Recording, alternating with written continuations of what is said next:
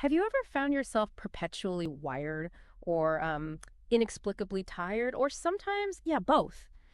Even when you can't quite pinpoint a major stressor in your life. Maybe you're sipping an afternoon coffee without a second thought, or, quickly checking emails before bed, or even just skipping breakfast because you're in a rush. These seem like innocent, everyday choices, right? Pretty harmless stuff. But what if these seemingly small, almost invisible habits are actually having a profound silent impact on your body's most crucial internal systems? Maybe subtly throwing your hormones out of whack. Today, we're doing a deep dive into something truly fascinating and often quite counterintuitive. We're calling this Deep Dive. Why hidden habits could be wrecking your hormones. Our mission today is to unpack these hidden triggers, the ones operating sort of beneath your awareness that are gradually affecting your delicate hormonal balance until you just feel, well, completely out of sync. What makes this so vital for you to understand is that chronic cortisol elevation, it doesn't just make you feel stressed in the moment. It fundamentally alters your long-term health in ways you might not even attribute to stress. I mean, we're talking about consequences like stubborn abdominal weight gain. Disrupted sleep patterns that leave you unrefreshed, a reduced immune response, that frustrating cognitive fog that steals your clarity, and even potentially accelerated aging. It's a significant list. It really is. But the good news, and this is truly empowering, is that by identifying and systematically eliminating these hidden triggers, you can begin resetting your stress response system, maybe even within days. And that means you can reclaim your energy, sharpen your focus, and restore your emotional balance. Okay, let's unpack this. Before we pinpoint these insidious triggers, let's briefly recalibrate our understanding of our body's stress response. Many of our listeners are likely familiar with the concept of stress, but maybe not how these subtle daily inputs can truly derail that sophisticated system.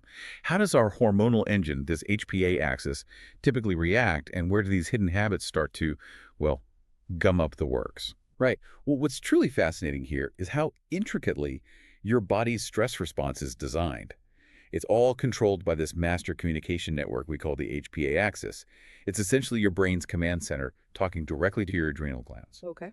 So when your brain perceives any kind of stressor, and that could be an actual physical threat, a looming deadline, or even just like an annoying notification on your phone, this system kicks into gear, ultimately triggering the release of cortisol. The stress hormone. Exactly. Yeah. And in a healthy system, there's this brilliant negative feedback loop. It tells the brain and adrenals, okay, slow down production once the threat is gone. Yeah. It prevents an overreaction. Makes sense. And cortisol isn't meant to be constantly elevated. It follows a very specific daily rhythm. Your levels are naturally highest in the morning. We see about a 75% increase within the first hour of waking, giving you that natural get up and go. That morning boost. Right. Then they gradually decline in the afternoon, reaching their lowest levels in the evening and night. And this nightly dip is absolutely crucial for enabling restful, restorative sleep. But here's where these hidden triggers become so problematic. When they repeatedly activate your stress response, this natural rhythm gets severely disrupted. You end up with what we sometimes call a flattened cortisol curve. Less morning energy, those dreaded afternoon crashes, and then, frustratingly, evening alertness when you should be winding down. That flattened curve sounds like the story of so many people's days. It really does. So you're describing how our bodies are designed for these sharp, immediate bursts of stress, followed by a return to calm, like, the classic fight or flight. Exactly. But modern life doesn't always work that way. What's the fundamental difference between, say, running from that proverbial tiger and the constant low-level hum of daily stressors we all face? Yeah, that's a crucial distinction. Acute stress is like a distinct wave. It's a rapid rise in stress hormones, the tiger chase, followed by a quick return to baseline once the threat is gone. Okay, a spike and then back down. Right. Chronic stress, on the other hand, it's more like a rising tide. It gradually resets your entire system to a higher, constant alert level. Your system evolved for immediate, identifiable threats, not Yeah. the constant hum of modern life. And that's precisely where these hidden triggers come in. They keep that rising tide constantly flowing, never really allowing your body to fully return to that baseline calm. A rising tide. That's a powerful analogy. It makes sense why these small things can have such a big cumulative effect. All right, now that we understand the basics of how our body's stress response system is supposed to work and how it gets constantly challenged, let's peel back the layers. Let's really pinpoint the 7 specific hidden triggers that are often the culprits behind that disruption. Let's kick things off with a sacred ritual for many that morning or often afternoon coffee. We all crave its boost, but you're going to reveal how it's not just a wake-up call, it's a powerful, often unseen hormonal influencer. What's the hidden mechanism at play here that goes beyond just feeling alert? You've hit on the core of it. Caffeine doesn't just make you feel awake. It directly stimulates cortisol production. How does it do that? Well, it does this by blocking adenosine, which is your body's natural relaxation signal. So it's essentially taking the brakes off your calm system. At the same time, it triggers the release of epinephrine adrenaline, which then directly signals your adrenal glands to produce cortisol. Wow. Okay. And the major problem, or one of them, is that caffeine has a half-life of about 5 to 6 hours for most adults. Okay, half-life, meaning half of it is still active after that time. Exactly. So if you have a coffee at, say, 3 p.m., half of that caffeine is potentially still active in your system at 8 or 9 p.m., right when your body should be naturally winding down for sleep. Right. Yet some people swear they can drink coffee late and still sleep soundly. Is there a genetic component to this, or are they just not noticing the deeper impacts? That's a brilliant question, and yes, there's absolutely a genetic component. About 50% of people are what we call slow metabolizers, due to a specific gene variant. For them, the clearance time for caffeine can be twice as long. Wow. So maybe 10, 12 hours half-life. Wow. And pregnancy also significantly extends caffeine's half-life up to maybe 10, 15 hours. And some hormonal contraceptives can nearly double it too. So that afternoon pick-me-up might indeed be why you're struggling to wind down at night, even if you don't feel jittery, because your body is still getting that cortisol signal. Precisely. Your subjective feeling might not match the internal hormonal reality. And just for context, how much caffeine are we talking? Like in common drinks? Sure, a regular cup of coffee can vary, but maybe 80 to 150 milligrams. Energy drinks often pack a much bigger punch, 150 to 300 milligrams per can sometimes. Even green tea has caffeine, maybe 30, 50 milligrams per cup. And dark chocolate contains a bit too, like 520 milligrams per ounce, depending on the percentage. It all adds up. It really does. That puts a whole new spin on that 3 p.m. espresso. Okay, now for our next trigger. Many of us start our day with what we think is a quick, easy breakfast. A muffin, cereal. But you're suggesting it could actually be sending our bodies into a hormonal spin, creating this blood sugar roller coaster. How does that happen? Precisely. When you grab a high glycemic breakfast, think a sugary muffin, a bowl of processed cereal, or even many flavored yogurts, it causes a rapid blood glucose surge, a sugar rush. Right. What inevitably follows is a crash. Your blood sugar plummets. And your body perceives this quick drop in blood sugar as a kind of minor emergency. What emergency? From breakfast? From your body's perspective, yes. And how does it respond to an emergency? By releasing cortisol, it needs to mobilize glucose stores to bring blood sugar back up. Oh, okay. This compensatory cortisol release can happen multiple times a day if your diet is full of these sorts of foods, creating constant unnecessary cortisol spikes. You're essentially creating internal mini-emergencies for your body throughout the day, even if you feel fine in the moment. Internal mini emergencies. That's a really powerful way to put it. So that seemingly innocent bagel or that flavored coffee creamer is basically screaming fire to your adrenal glands. That's a good way to think about it. Yeah. It really changes how you look at breakfast, doesn't it? It absolutely does. And the common culprits are everywhere. Sweetened breakfast cereals, many protein bars which are surprisingly loaded with sugar, those energy drinks which are a double hit with the caffeine and sugar, Right. and those convenient prepackaged baked goods. Even seemingly healthy options like flavored yogurts can be packed with sugar. Okay, good to know. Our next hidden trigger touches on another common evening ritual. Many of us instinctively reach for that evening glass of wine or beer, believing it helps us unwind after a long day. Seems logical. But you're suggesting this common stress reliever actually has a hidden, complex relationship with our cortisol. What's truly going on behind that initial feeling of relaxation? Yeah, it's a classic example of masking a deeper issue, or maybe creating one. While that evening glass might initially help you unwind by boosting GABA, which is a calming neurotransmitter, Oh. alcohol's relationship with cortisol is quite complex.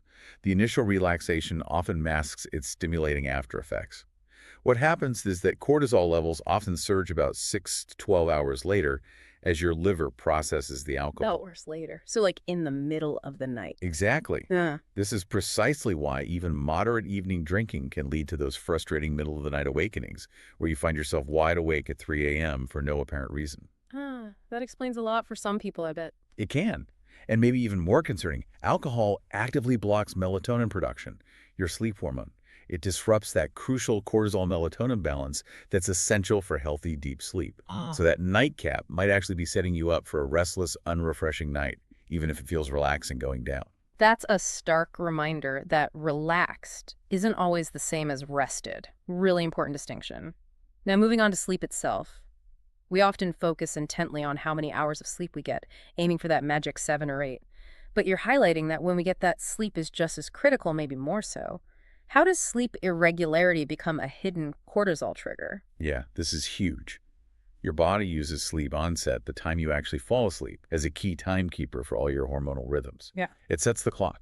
Okay. If your bedtime varies by more than, say, 30 minutes from night to night, maybe even an hour on weekends, Guilty. your HPA axis gets conflicting signals about when to downregulate cortisol production.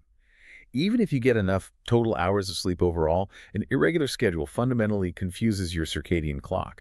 This disruption messes with your cortisol awakening response, that healthy surge of cortisol you should get upon waking to feel alert and ready for the day. Right, that 75% increase you mentioned earlier. Exactly. Yeah. Instead, with an irregular schedule, you might get an overamplified surge, what we call an augmented CRR, that leaves you feeling wired but tired, jittery almost. Or you might get a blunted response, less than a 50% increase, which means you wake up already dragging despite getting enough hours in bed. So it's not just about hitting 7, 8 hours, it's about giving your body that consistent, predictable signal.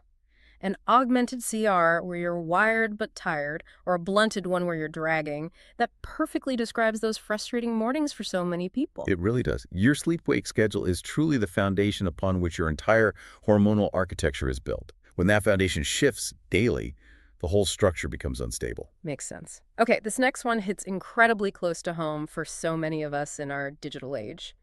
Evening screen exposure. I'm definitely guilty of checking emails late at night, scrolling social media, and I've always just blamed it on stressful content. But you're saying the light itself is a physical trigger. Absolutely. It's both the content and the light. They work together, unfortunately. Okay, tell me about the light first.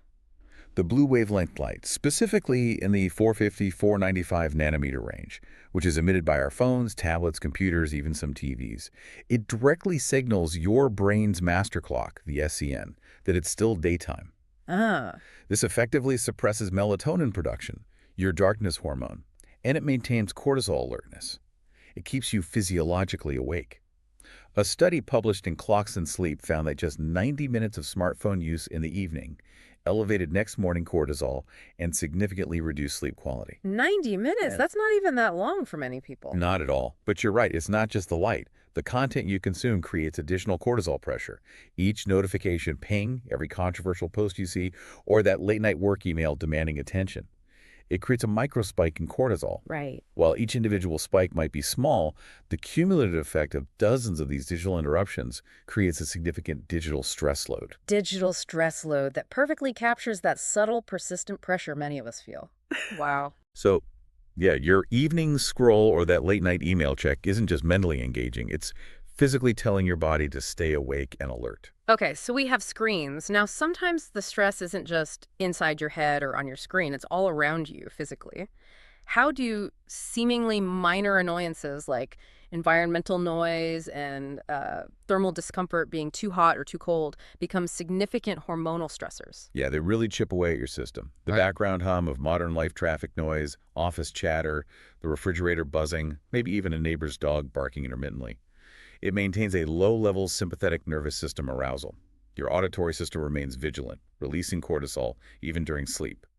Unfamiliar or irregular sounds can be particularly disruptive because your brain perceives them as potential threats. Even subconsciously while sleeping.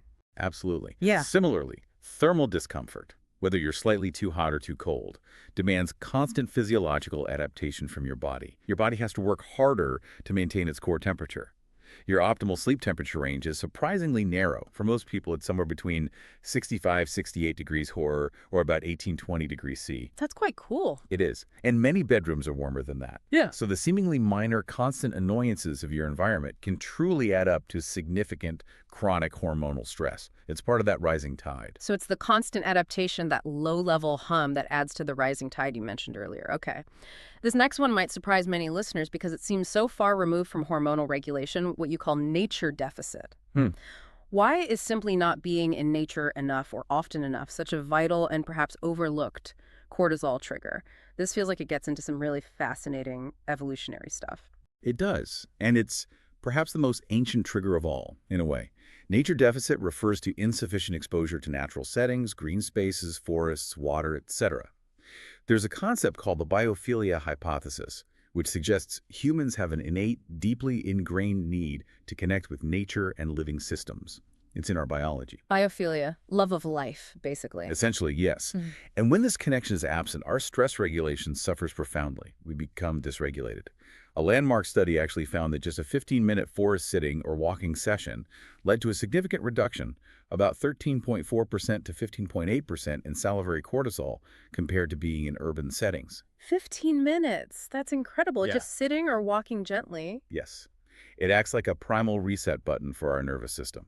When we lack that regular reset, the daily stressors accumulate more readily. That really highlights how we might be missing a simple, powerful antidote to daily stress that's, literally just outside our door sometimes. Exactly. You might be missing a powerful yet simple tool that's free and accessible. Wow, okay.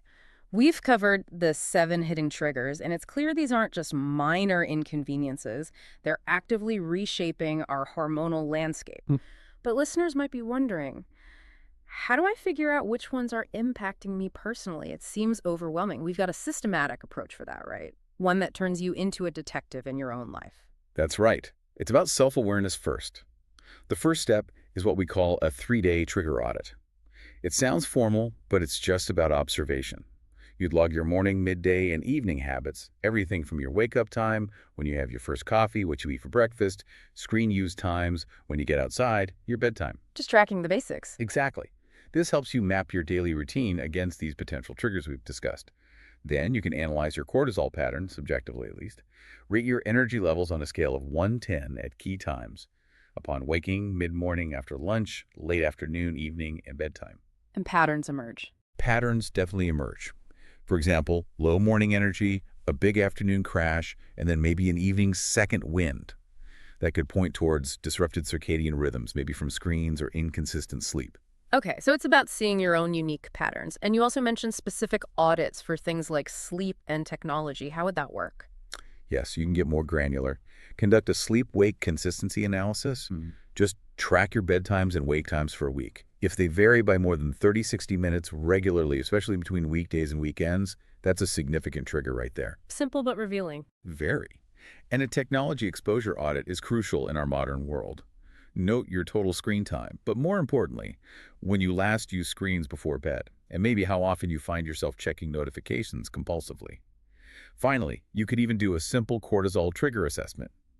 Rate how frequently you experience each type of trigger we discussed, dietary, environmental, technology, sleep issues, on a scale of 0, never, to 3, frequently. Scores of 10 or higher in any single category really help pinpoint a primary trigger area that probably needs your immediate attention. Right, so it helps you focus your efforts instead of trying to change everything at once. Exactly. That's the key. So when someone has gone through these audits and identified their personal triggers, maybe 1 or 2 big ones, what's the very next step? How do they translate this awareness into actual actionable change? Great question. The next step is crucial. Prioritize and plan. Start with your top 1 or 2 highest scoring triggers. Don't try to overhaul your whole life overnight. That's usually unsustainable. Make sense? Start small. Yes. Let's look at some immediate actionable steps for common triggers. For caffeine, implement a firm cutoff time. Maybe start with 2 p.m., then try to move it to 12 p.m., ideally. Substitute with herbal tea or sparkling water in the afternoon. Okay. For blood sugar stabilization, focus on breakfast. Replace those high glycemic options with protein-anchored meals. Aim for at least 20 grams of protein, like eggs and veggies, maybe a protein smoothie with healthy fats. Keeps you stable for hours. Good swap. What about screens? For evening screens, the gold standard is a firm 90-minute screen-free period before bed. Read a book, listen to music, chat, take a bath. Easier said than done sometimes. It can be. If 90 minutes feels impossible initially, start with 30. Or at the very least, turn on night mode or blue light filters on all your devices in the evening, or consider using blue blocking glasses. It helps mitigate the light exposure impact. Okay, practical steps. And remember, consistency is really the key here. Your body's hormonal systems have inertia. They often take, maybe 4 to 8 weeks to fully reset for you to feel truly noticeable changes in energy, sleep, or mood. So be patient and persistent. 4 to 8 weeks. That's important to manage expectations. Definitely. Challenges will come up, social pressure to have that late drink, work demands creeping into the evening, or even just feeling too tired to make a healthy breakfast. Prepare simple explanations for friends. I'm trying an earlier caffeine cutoff. Set clear work boundaries, maybe an auto reply saying you're offline from 8 p.m. to 7 a.m., and understand that consistency matters more than perfection. Aim for, say, 80% adherence. It's okay to have an imperfect day, just get back on track the next. Don't let one slip up derail you. That consistency over perfection message is so important. Wow, we've covered a lot today. From understanding the intricate dance of your HPA axis and cortisol rhythms to pinpointing those sneaky, often overlooked habits that disrupt it all, this deep dive really puts a spotlight on our daily choices and their profound impact. It really does. So what does this all mean for you listening right now? It means that identifying and systematically eliminating these hidden cortisol triggers is a process. It's not a quick fix. Your current cortisol patterns have likely developed over months or even years, so meaningful change takes a bit of time and effort. But the good news is many people report noticeable improvements in energy, sleep quality, and mood within just a couple of weeks of making consistent changes. That's encouraging. It is. The core principles to remember are: first, awareness precedes change. Simply recognizing your specific triggers is the absolute first, most powerful step. Second, consistency matters more than perfection. Aim for that 80% adherence rather than stressing about being flawless.